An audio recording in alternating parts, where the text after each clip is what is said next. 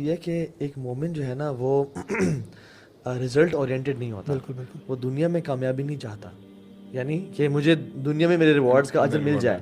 وہ ورک کرتا رہتا ہے until he dies. اس میں یعنی وَاعْبُدْ رَبَّكَ حَتَّى يَأْتِيَكَ الْيَقِينُ, تب تک عبادت کرتا رہے جب تک موت نہ آ جائے. اس میں جو علی بھائی نے شروع میں بات کی تھی نا کہ کچھ عادات ایسی ہوتی ہیں کہ جو اس کی طبیعت بن جاتی ہیں نا, تو اس میں جو شروع والا پوائنٹ ہے نا یہ آگے چلتا رہے گا. ہم ابو سعد بھائی سے بھی ہم ڈسکس کر رہے تھے نا فعل اور ناؤن کا, تو میں ابھی فعل اور ناؤن تو آپ کو ویسے نہیں بتا سکتا, بہت ڈیٹیل ہے, لیکن ایک چیز بتا سکتا ہوں کہ فعل جو ہے نا اس میں ثبات نہیں ہے, فعل بدلتا رہتا ہے, یعنی ٹیمپریری ہوتا ہے. وہ آپ کو فعل پاسٹ کا ملے گا, پریزنٹ کا ملے گا, فیوچر کا ملے گا. ناؤن ہے نا, کوئی بھی ناؤن ہے, ایپل ہے, اب ایپل کا کوئی پاسٹ پریزنٹ فیوچر نہیں ہے, وہ ہمیشہ رہتا ہے. تو یہ جو مومنون ہے نا, یہاں اللہ تعالیٰ کہہ سکتے تھے قد افلح الذین آمنوا, یہاں پہ اللہ نے کہا قد افلح المؤمنون. لیکن اب یہ بھی ایک سوال پیدا ہوتا ہے کہ ایمان کا انسان کا ایمان تو بڑھتا بھی ہے اور گھٹتا بھی ہے. یہاں پہ مفسرون یہ کہتے ہیں کہ یہ وہ لیول آ جاتا ہے کہ ایک مومن ہے نا, ایک سرٹن نا اس کا تھریش ہولڈ ہو جاتا ہے. مثال کے طور پہ ایک مومن ہے, وہ 5 وقت کی نماز تو پڑھتا ہی پڑھتا ہے, اس سے باقی غلطیاں بھی ہوتی ہیں, باقی کوتاہیاں بھی ہوتی ہیں, لیکن اس نے نا ایک تھریش ہولڈ رکھا ہوتا ہے, ایک خاص درجے سے نیچے اس کا ایمان نہیں خاص درجے سے. تو اس میں مفسرون یہ بھی کہتے ہیں کہ الذین آمنوا اور مؤمنون کو سمجھنے کے لیے ایسے سمجھ لیں کہ دریا میں نا کچھ لوگ ڈوب رہے ہیں, ٹھیک ہے نا, تو وہ کبھی اپنا سر باہر نکالتے ہیں, کبھی ان کا سر نیچے جاتا ہے, پانی مطلب کبھی اوپر کبھی نیچے نا, تو یہ ہے الذین آمنوا, ایمان بڑھ رہا ہے اور گھٹ رہا ہے. جو مؤمنون ہے نا وہ کشتی پہ سوار ہیں, ان کی بھی کشتی جو ہے وہ ہل رہی ہے اور وہ بھی بہک رہے ہیں, لیکن یہ کہ وہ ایک تھریش ہولڈ سے نیچے نہیں جاتے. تو یہ مومن, تو یہاں پہ وہ جو انہوں نے بڑی خوبصورت بات کی, اور یہ تھرو آؤٹ انشاءاللہ ہم دیکھیں گے کہ اللہ تعالیٰ نے یہاں پہ سارے اسماء کا ذکر کیا ہے. فعل میں یہ چیز نہیں ہوتی, اسم میں ہمیشہ سے بات ہوتا ہے. الذین فی صلاتہم خاشعون, یہاں پہ خاشعون جو ہے نا یہ بھی نماز تو پڑھتے ہیں یعنی, لیکن نماز کے ساتھ ساتھ خاشعون خشوع کے ساتھ, یہ بڑا زبردست. کسی ایک نماز میں خشوع نہیں ہوتا کہ رمضان کی 27 کی رات میں خشوع تھا ان کو. کنسسٹنٹلی دے ہیو خشوع ان دیئر صلاۃ. اول شیء یرفع هذه الامه الخشوع حتى لا ترى فيها خاشعہ.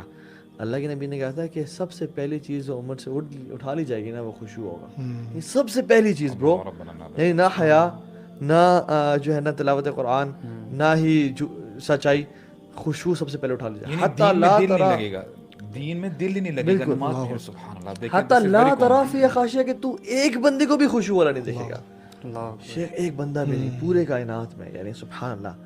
This is how important خشوع is. ابن عباس رضی اللہ عنہ سے جو تفسیر ہے نا خاشعون ورڈ کی, اس میں آتا ہے خائفون ساکنون, یہ 2 ورڈز آتے ہیں. یہ اس کی تفسیر ہے کہ خشیت, یہ خشوع کیا ہوتا ہے. خائفون یعنی دل میں اللہ تعالیٰ کا خوف ہونا, اور جب دل میں خوف ہوتا ہے تو وہ اوپر طاری بھی ہوتا ہے آپ کے جسم میں. تو دوسرا ورڈ ہے ساکنون, یعنی ساکن ہوتے ہیں وہ نماز میں, ہلتے جلتے نہیں ہیں, وہ ادھر ادھر نہیں دیکھتے, تانگ جھانک نہیں کرتے, داڑھی شاڑھی نہیں سیٹ کر رہے ہوتے, کپڑے نہیں ٹھیک کر رہے ہوتے, نہ ان کا فزیکل باڈی ہلتی ہے نہ ان کا ذہن ہلتا ہے. یہ بڑی امپورٹنٹ چیز ہے. ہم لوگ تو نا اپنی داڑیاں دیکھ رہے ہیں, داڑھی چلی تو نہیں کہیں, کپڑے دیکھ رہے ہیں, کپڑے دیکھ رہے ہیں, اپنی شلوار کی اس کی استری سلوٹ نماز میں لوگ سیٹ کر رہے ہیں. لوگ تو یہ چیز ہے, اس کا مطلب ہے کہ خشوع نہیں ہے انسان میں. آپ کو پتہ ہے وہ, اللہ اکبر, یعنی اگر خشوع کو سمجھنا ہے نا آپ نے, تو آپ نا کس کو دیکھ, یعنی آج کل کے دور میں اگر آپ نے خشوع کو دیکھنا نا اس میں, تو آپ کو ایک شخص کو دیکھنا ہوگا جو عاشق ہے. وہ جو عاشق ہے نا وہ ہر ٹائم چاہتا ہے کہ اپنی محبوبہ کے بارے میں بات کرے, سوچتا رہتا ہے. شیخ ہمارے پاس کاؤنسلنگ, میرے پاس کچھ کیسز آئے کاؤنسلنگ کے, دے ور ہارٹ بروکن.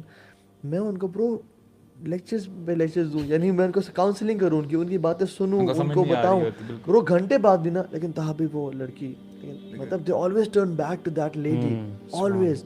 دس از خشوع. اگر آپ نے سمجھنا ہے نا خشوع کو, تو یہ ہے کہ خشوع یہی ہے کہ پچھلی یعنی لورز کو بنا دیکھے, اور مومنین والذین آمنوا اشد حبا للہ.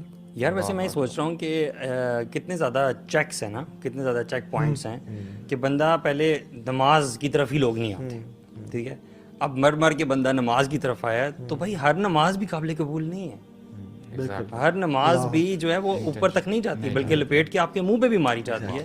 وہ نماز جو کہ صحیح طرح سے ادا نہیں کی جاتی. وہ ایک صف میں 10 لوگ کھڑے ہوئے ہیں نا, ہر بندے کا اجر ڈفرینٹ ہے, ہر بندے کا اجر. ان آیات میں نا یہ بھی, یہ جو علی بھائی نے بتایا چیک باکس, یہ بڑی ضروری بات ہے کہ ان آیات میں نا ہم انفرادی طور پہ خود میں بھی دیکھیں کہ ان میں سے کون سی صفت ہمارے اندر ہے اور کس میں ہم لیک کر رہے ہیں اور کس کو ہم بہتر بنا سکتے ہیں. سب سے پہلے ہمارے لیے سب سے پہلے خود کیا ہماری نمازیں کیسے ہیں. اور سبحان اللہ, یہ جو الذین هم فی صلاتہم خاشعون, اس میں آلریڈی تاکید ہے.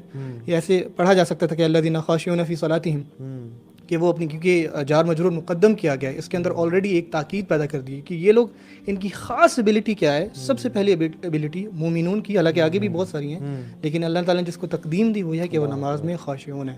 اگین ناؤن والا سیگا کہ وہ پرماننٹلی رہتے ہیں. اور مزے کی بات ایک اور کہ آپ کو یہ بات پتہ ہے کہ ڈرنے کے لیے, خوف کے لیے قرآن مجید میں بہت سارے الفاظ آئے ہیں. خاشعہ ہے, ایک خاشیہ بھی ہے, ایک رجفہ ہے, بہت زیادہ ہے. تو اسکالر کہتے ہیں, جیسے علی بھائی کہہ رہے تھے کہ یہ وہ والا خوف ہے, مفسرین اس کو ایسے کہتے ہیں کہ جب آپ کہیں جا رہے ہو نا تو ایک دم سے کوئی چیز سامنے آ جائے, آپ لیٹ سے آپ ڈرائیو کر رہے ہیں تو وہ جو لمحے کے لیے نا آپ کے جو اوسان سارے خطا ہو جاتے ہیں, آپ کے ہاتھ پاؤں میں جان نکل جاتی ہے.